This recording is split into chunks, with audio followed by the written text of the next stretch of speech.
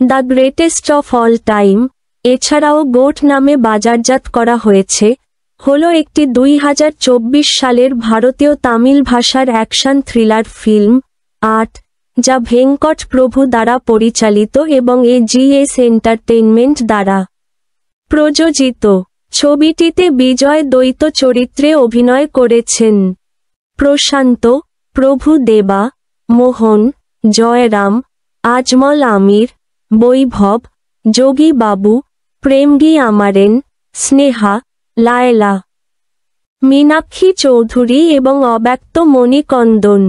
এটি স্টুডিওর 25তম প্রযোজনা এবং তার রাজনৈতিক প্রবেশের আগে বিজয়ের চূড়ান্ত চলচ্চিত্র। চলচ্চিত্রটি গান্ধীকে অনুসরণ করে, একটি সন্ত্রাসবিরোধী স্কোয়াডের প্রাক্তন নেতা, যিনি তার স্কোয়াডের সদস্যদের সাথে তাদের পূর্বের ক্রিয়াকলাপ থেকে উদ্ভূত সমস্যাগুলি সমাধানের জন্য পুনরায় একত্রিত হন। চলচ্চিত্রটি আনুষ্ঠানিকভাবে 2023 সালের মে মাসে থালাপ্যাথি 68 শিরোনামে ঘোষণা করা হয়েছিল, কারণ এটি বিজয়ের প্রধান অভিনেতা হিসাবে 68তম চলচ্চিত্র এবং সেই ডিসেম্বরে আনুষ্ঠানিক শিরোনাম ঘোষণা করা হয়েছিল।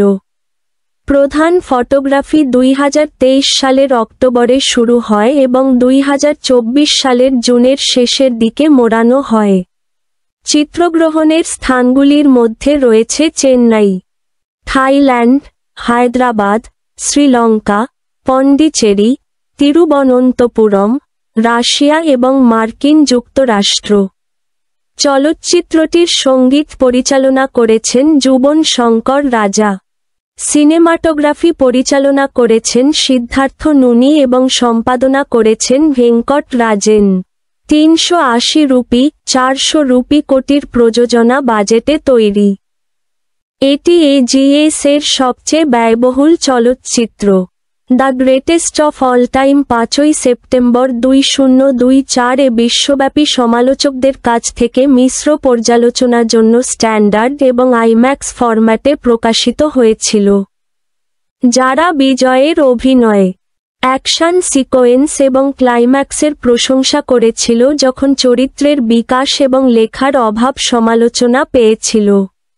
চলচ্চিত্রটি সবচেয়ে ব্যয়বহুল ভারতীয় চলচ্চিত্রের মধ্যে স্থান করে নেয় এবং এটি এখন পর্যন্ত নির্মিত সবচেয়ে দামি ও ইংরেজি ভাষা চলচ্চিত্রগুলির মধ্যে একটি।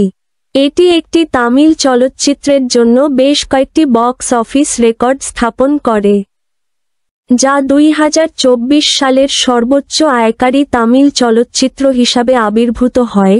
9, 10, 11, 2024 সালের চতুর্থ সর্বোচ্চ আয়কারী ভারতীয় চলচ্চিত্র, পঞ্চম সর্বোচ্চ আয়কারী তামিল চলচ্চিত্র, বিদেশের মধ্যে পঞ্চম সর্বোচ্চ আয়কারী তামিল চলচ্চিত্র এবং তামিলনাড়ুর তৃতীয় সর্বোচ্চ আয়কারী চলচ্চিত্র।